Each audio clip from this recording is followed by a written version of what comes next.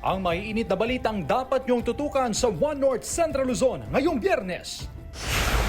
45 anyos na babae patay sa pananaksak ng half-brother dahil sa hindi niya umano binigyan ng pasahe. Riding in tandem, binaril ang asong kumahol sa kanila sa Ramon Isabela.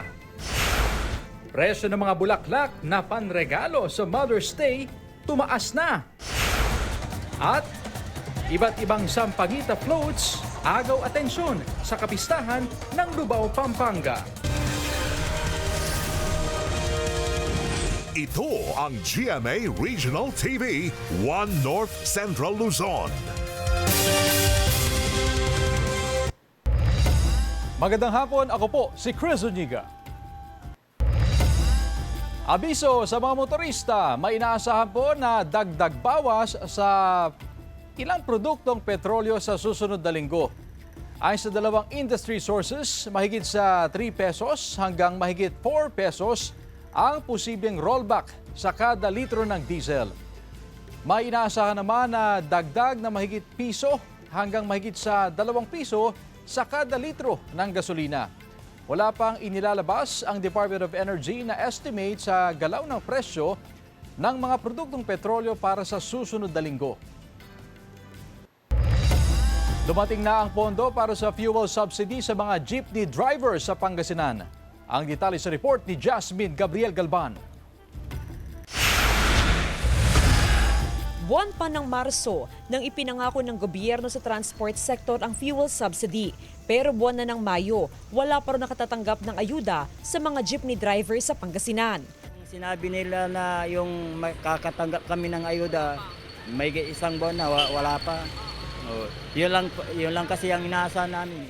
Ayon sa One Pangasinan Transport Federation, katatanggap lang nila ng pondo para sa fuel subsidy para sa traditional jeepney drivers. Kada tsuper makatatanggap ng 1,500 pesos. Sa Region 1, particularly sa Pangasinan, so far ang natanggap na namin partial yung para sa mga drivers natin. Marami nang nabigyan ng partial payment, subalit hindi pa namin dinibigis sa mga driver natin dahil konti lang.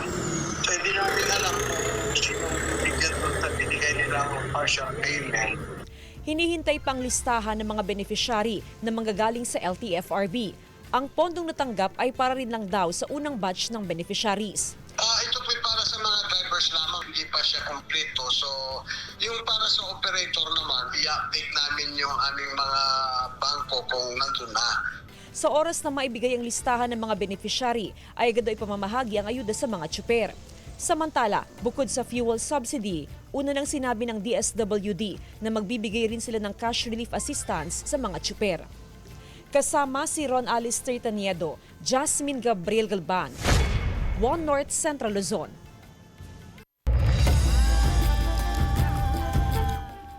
Patay ang isang babae sa Bukawe, Bulacan matapos na pagsasaksakin ng kanyang half-brother.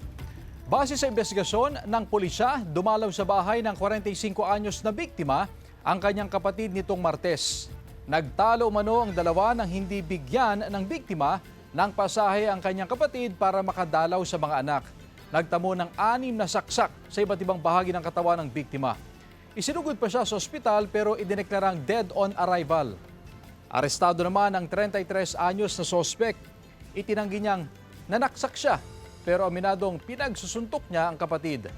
Maharap siya sa reklamong murder. Pasintabi po mga kapuso. Binaril ng riding in tandem ang asong humahabol sa kanila sa Ramon Isabela. Nakatutok, Jubal Fernandez. Sa kuha ng CCTV, makikita na hinabol ng 2 aso ang dumaang motorsiklo sa barangay Ambatali sa Ramon Isabela. Ilang saglit pa, bumalik ang magkaangkas na lalaki at binaril ng backride ang isa sa mga aso. Agad silang umalis matapos ang pamamaril. Nasawi kalaunan ang aso matapos umanong tumagos ang bala ng baril sa katawan nito. Dinig po namin na may umalingaw po na baril at saka sigaw na po ng umiiyak na aso. So, pinacheck ko po kaagad sa mga kasama ko. Nung nakita po namin na yung aso ko is wala ng buhay. Aminado ang may-ari ng aso sa kanyang pagkukulang na hindi na itali ang mga ito. Kwento niya, nasa loob lang ng kanilang bakuran ang mga aso. Pero nang umagang iyon, hindi nila napansing nakalabas pala ang mga aso. Mas matatanggap ko pa po sana kung inireklamo nila ako sa barangay or kaya kinausap po ako kasi aminado naman po ako na hindi ko tinali yung mga aso. Kinundina ng Animal Kingdom Foundation ang tahasang pamamaril sa aso. We are very much concerned about that video, about the act ng pamamaril ng dalawang riding in tandem. We really condemn this kind of actions or violence. Muli ring ipinaalala ng AKF sa mga pet owner na dapat tiyakin na nasa loob ng bakuran ang kanilang mga alagang hayop. Hindi rin dapat umano sila hayaang magpunta kung saan lalo na sa kalsada. Inireport na sa pulisya ang insidente. Puspusan ang backtracking ng Ramon PNP sa mga CCTV footage para malaman ang pagkakakilanlan ng dalawang lalaki na posibleng maharap sa kaukulang kaso. Humingi na rin umano sila ng tulong sa Cybercrime Unit para ipa-enhance ang larawan ng dalawang lalaki at ang plate number ng motorsiklo. Mayroon pong mga stray animals dyan na pwedeng maka-aksidente sa mga motorista o mga civilian na passerby. Pwede naman po natin kasing i-report sa mismong may-ari, i-report sa barangay para ma-warningan yung may-ari. Kasi paggamit ng baril, unauthorized po sa atin. Yung pagpapaputok niya pa lang po doon is illegal discharge of firearm. At kung hindi pa po titulado yung baril, pwede pa rin pa siya kasuhan ng violation of RA 10591. Joel Fernandez, One North Central Luzon. Samantala, madalas na ang pagpapakita ng mga dolphin sa karagatan ng Pagudpud, Ilocos Norte. Nitong Miyerkules lang, mismong mga lokal na opisyal ang nakakita sa mga dolphin matapos ang kanilang inspeksyon sa mga diving site. Ayon kay Sangguniang Bayan member Rajiv Cholo Benemerito, mahigit sa 20 ang sumalubong sa kanila na dolphin na tila nakikipaglaro sa sinasakyan nilang bangka. Nagtagal na mahigit sa 5 minuto ang organic encounter nila sa mga dolphin sa Blue Lagoon sa Barangay Balawi. Pag-aaralan daw ng LGU kung paano ipopromote ito sa turismo at para ma-experience ng mga turista ang organic encounter sa mga dolphin.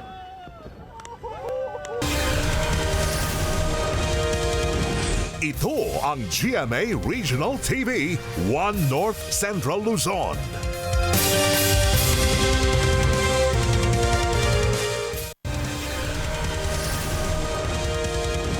Ito ang GMA Regional TV, One North Central Luzon.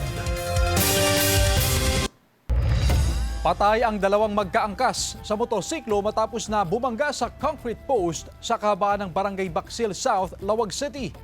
21 anyos ang driver at 14 anyos naman ang backrider. Sa investigasyon, matulin at pahilaga ang direksyon ng motorsiklo.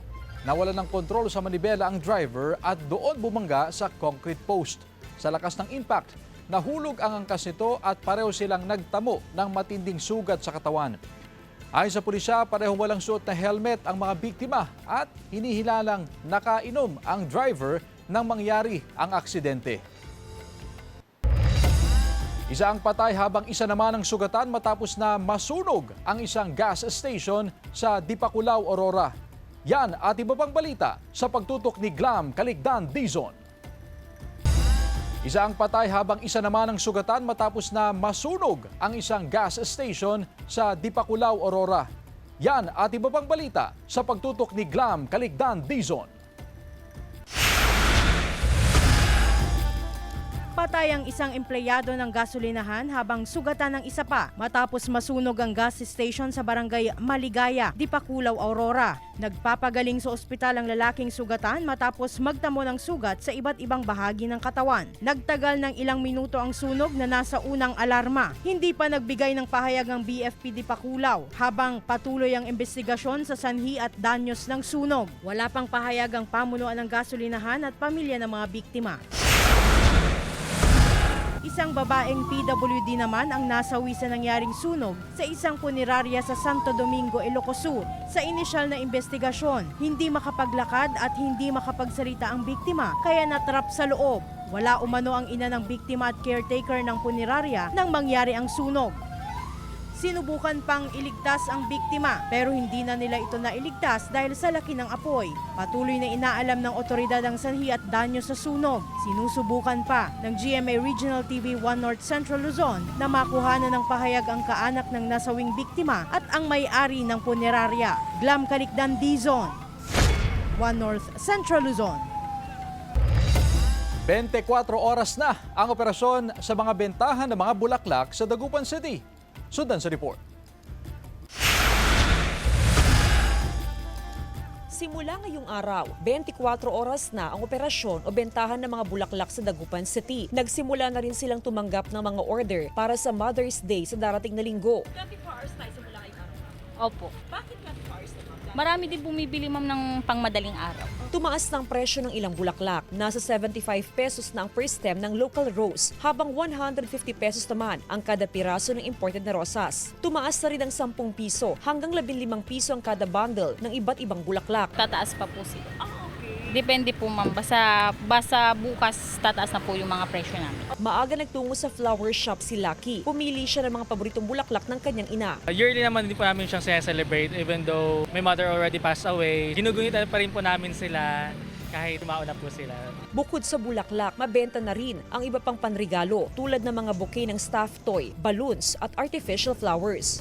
Yung mga balloons tsaka mga bouquet stuffed toys siya. Mabibili ito mula 200 pesos hanggang 400 pesos. Kasama si Ron Alistair Taniedo, Jasmine Gabriel Galban, 1 North Central Luzon. At sa puntong ito mga kapuso, ating alamin ang mga iba't ibang bouquet at patok na panregalo sa Mother's Day. May live report si Sandy Salvacio. Sandy? Chris, kasabay nga ng pagtaas ng presyo ng mga bulaklak ngayong nalalapit na ang Mother's Day, ay stable pa rin naman daw ang presyohan ng mga ready-made gift items dito sa lungsod ng Dagupan. At dito nga sa pinuntahan natin na isang pwesto sa may Burgos Street, ay marami silang handog na mga panregalo na swak ngayong Mother's Day. Isa na dyan, itong tinatawag natin na stuffed toy bouquet. Itong stuffed toy bouquet, Chris, ay nagkakahalaga ng 750 pesos. Meron din yung ibinebenta nila na worth 1,000 pesos, pero mas malaki yung mga inilalagay doon na mga stuffed toy. At syempre meron din dito yung classic pa rin na ipinanreregalo natin, katulad na lamang nitong chocolate bouquet. At bago ngayon, Chris, itong tinatawag naman nila na balloon bouquet na nagkakahalaga ng 500 pesos. Pero para naman sa mga kapuso natin, Chris, na nagtitipid pero at the same time ay gusto pa rin na sorpresahin yung kanilang mga nanay, mayroon din itong tinatawag nila na foil bouquet na nagkakahalaga naman ng 25 to 50 pesos. At isang example niyan, itong mga balloons na nakikita sa aking likuran. Patok din ngayon, Chris, itong tinatawag nila na dried flowers na swak din para sa Mother's Day. Yan muna ang mga latest mula rito. Happy Mother's Day sa lahat ng mga nanay nating kapuso. Balik sa iyo, Chris. Maraming salamat, Sandy Salvacio. Sakripisyo at hirap ng isang ina na mag-isang itinataguyod ang anak, ikinuwento ng isang single mom. Atin siyang kilalanin sa report. Sa kabila ng hirap ng buhay, araw-araw na nakikipagsapalaran sa palengke ang 48 anyos na si Nanay Celia, isang single mom at tubong Mangaldan, Pangasinan. Sa isang dekada niyang pagiging tindera ng isda at paghahanap ng iba pang pagkakakitaan, hindi niya napabayaan ang pangangailangan ng kanyang nag-iisang anak. 23 taong gulang na ngayon ang anak na si Francine at nakatakdang magtapos sa susunod na taon sa kursong criminology.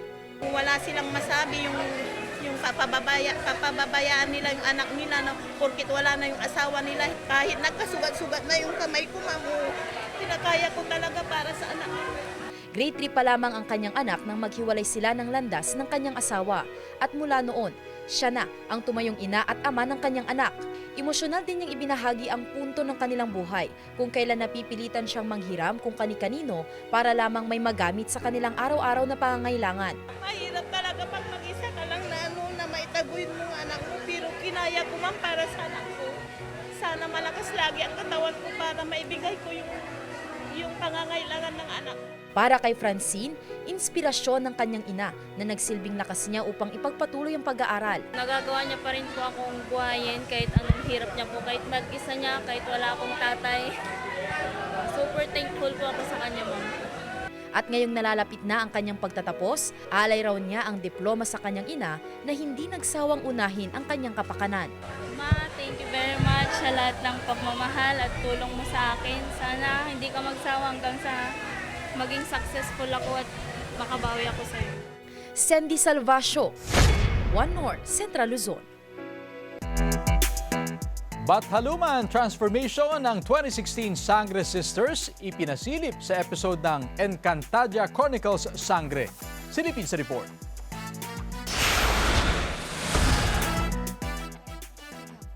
Bago ang epic finale ng Encantadia Chronicles Sangre mamaya, may pasilip sa transformation ng 2016 Sangre Sisters. Mula sa pagiging magigiting ng mga sangre, ngayon ay ganap na rin kayong mga bataluman. From Sangre to Bathaluman, yan ang isa sa mga plot twist ng series sa kapalaran ng 2016 Sangre Sisters.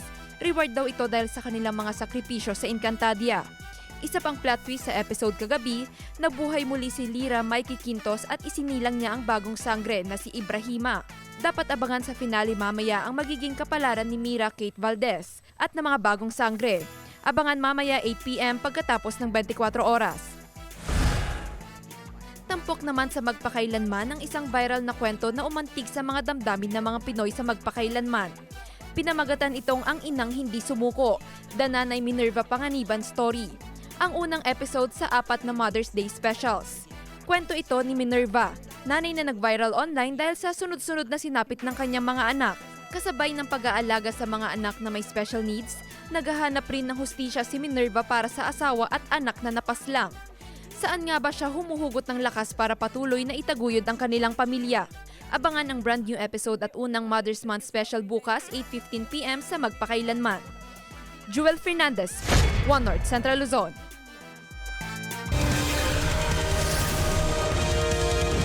Ito ang GMA Regional TV, One North Central Luzon.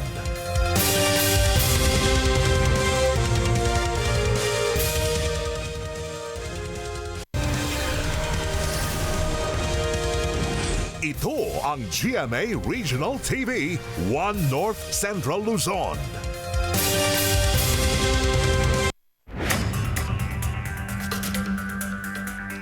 Sumiklab ang grass fire sa isang damuhan sa Barangay Mangkup, Kalasyaw, Pangasinan ngayong hapon lamang. Sa kuwang video ni Philip Idos, makikita ang lawak ng nasunog na damuhan. May mga kabahayan ding malapit sa lugar kaya nakabantay ang mga otoridad sa lugar upang tiyakin na walang madadamay na ari-arian sa grass fire. Inaalam pa ng BFP kung ano ang sanhi ng sunog. DOH nagpaalala sa laganap na hawahan ng upper respiratory tract infection. Ang detalye sa report. Sa panahon ng tag-init, kabilang din sa mga dumarami ngayon ang mga nagkakasakit ng upper respiratory tract infection o URTI. Ayon sa Center for Health Development Region 1, bagamat hindi ito nakukuha sa matinding init, posible pa rin daw ang mabilis na pagkahawa nito. Pagka ang isang miyembro ng pamilya ay nagkaroon ng URTI, mas madali niya po itong maipasa, lalong-lalo na po kung mahina yung resistensya ng mga taong nakapaligid sa kanya. Sa Rural Health Unit ng Mangaldan, Pangasinan, karamihan daw sa mga hinihinging gamot ng mga residente ay para sa ubo, lagnat at sipon. Isa sa mga kumuha rito si Nanay Cyril para sa kasama nitong 2 bata na nagkahawaan at 3 araw nang inuubo. Ito lang po yung malapit na center eh. Tapos, at saka libre na din po. Samantala, naitatala na rin sa ilang probinsya ang mga kaso ng heat exhaustion at heat stroke bunsod ng patuloy na mataas na heat index. Kahapon, muling naitala ang pinakamataas na heat index na umabot sa 44 degrees Celsius base sa tala ng Pag-asa. Maaari din po silang makaramdam ng pagsusuka, pagkahilo, at muscle cramps. Kapag ka heat stroke na po yung kanilang nararamdaman. Meron na pong pagkawala ng malay, pagsakit ng ulo, at yung kanilang body temperature po talaga ay tumataas ng higit po sa normal. Dahil dito, pinapayuhan ng DOH ang publiko na umiwas sa matinding init lalo na tuwing tanghali upang maiwasan ang heat-related illnesses. Nakahanda ang mga local health center para tumugon sa mga pasyenteng makararanas ng sintomas ng URTI at epekto ng matinding init na panahon. Sandy Salvacio, One North, Central Luzon.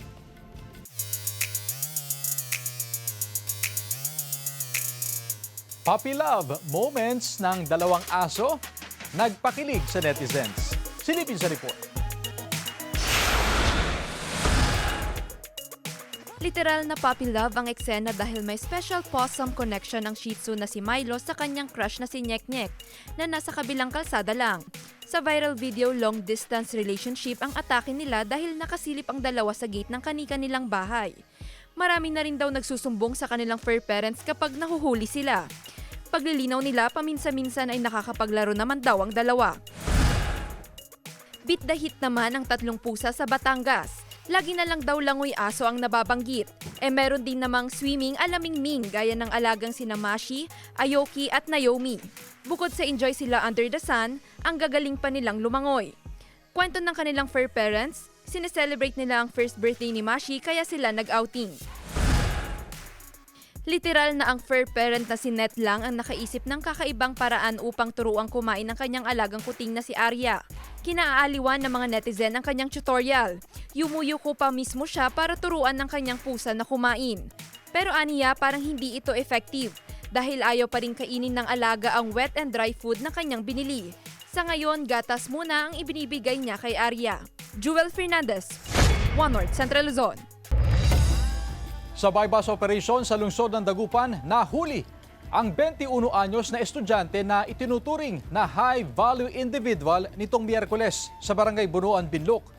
Ayon sa pulisya, nasamsam mula sa sospek ang isang malaking sachet na naglalaman ng 50 gramo ng hinihinalang shabu na nagkakahalaga ng 340,000 pesos. At isang maliit na sachet na nasa 2 gramo ng hinihinalang shabu at tinatayang nagkakahalaga ng 13,600 pesos.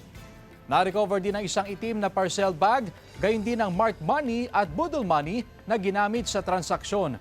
Sasampa ng sospek ng kasong paglabag sa Republic Act 9165 o Comprehensive Dangerous Drugs Act of 2002. Wala pa siyang pahayag. Mga kapuso, ngayong weekend, inaasahang papasok sa loob ng Philippine Area of Responsibility ang bagyong may international name na Hagupit. Huli itong namataan kaninang umaga mahigit 1,000 kilometro ang layo sa silangan ng northeastern Mindanao. Ayon sa Pag-asa, mananatili naman itong malayo sa kalupaan kahit pumasok ng PAR. Posible rin na humina rin ito pero pwede pang magkaroon ng pagbabago kaya tutok lang sa updates. Nalusaw naman na yung low pressure area sa loob ng PAR kaya easterlies ang pangunahing weather system na makakaapekto sa bansa. Sa datos ng Metro Weather, paitsansa pa rin ang kalat-kalat na ulan sa ilang bahagi ng Ilocos Region, Zambales, Tarlac at Pangasinan. Posible ang ulan sa iba pang bahagi ng bansa. Iba't ibang sampagita floats tampok sa kapistahan ng Lubao, Pampanga. Silipin sa report.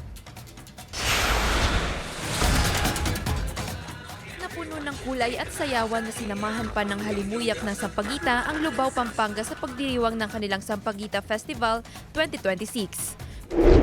Agaw pansin ang mga naglalakiang float na pinalamutian ng libo-libong Sampaguita.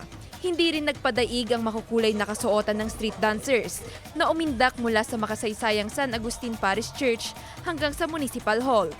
Bawat float may kanya-kanyang disenyo at kwento. Mayroong sumasalamin sa masaganang industriya ng Sampaguita sa bayan. Tampok din ang mayamang coastal area ng Lubao. At mga kilalang atraksyon. Super creative. I've been looking at all of them just wondering how you even put them together. And you can smell the Sampaguita, which is so cool. They're all really good. Nagpasiklaban din sa street dancing competition. Sa kabila raw ng hamon ng panahon at banta ng El Nino, nananatiling matatag at buhay ang industriya ng pagsasampagita sa bayan. Nagkaroon din ng interpretative street dance competition na nilahukan ng mga kabataan. Jewel Fernandez, One North Central Luzon. Tutan! Tutan! Ni Aragoy! O ano ang mga katagang sinasabi sa iyo ng nanay mo na hindi mo malilimutan? Kung may hinahanap ka, buksan mo yung mata mo, wag yung bibig mo. Titang ka lang manaya mo, paway. Akar ka la akar, maakar ka maong. Agka mga kansunod arap na dalikan ta agka makaasawa. In Tagalog. In Tagalog, wag kang kumanta sa harap ng kalan. Hindi ka makakapag-asawa. Mother's Day! Mother's Day pala! You know, alam nyo ba na ang tradisyon na pagdiriwang ng Mother's Day sa Pilipinas ay nag-umpisa noong 1921 tuwing first Monday ng December. 1988 naman ang ilipat. Ayon sa tradisyon ng mga Amerikano na tuwing ikalawang Sunday ng Mayo na officially recognized by then President Corazon Aquino. Alam mo ba, ayon sa Guinness World of Record, ang pinakamaraming opisyal na naidokumentong bilang ng mga anak na ipinanganak ng isang ina ay 69. Mula 1725 hanggang 1765, si Valentina Vasilyev, isang Russian, ay naiulat na nagkaroon ng 27 pagbubuntis. Ay, naku, ang dami. 16 na pares ng kambal, 7 triplets, at 4 na quadruplets. Ay, baby! Ang cute-cute mo! Kamukhang-kamukha mo ang tatay mo! Di ba, Papa? And that's for you to know. Happy Mother's Day to Coach Aragoy.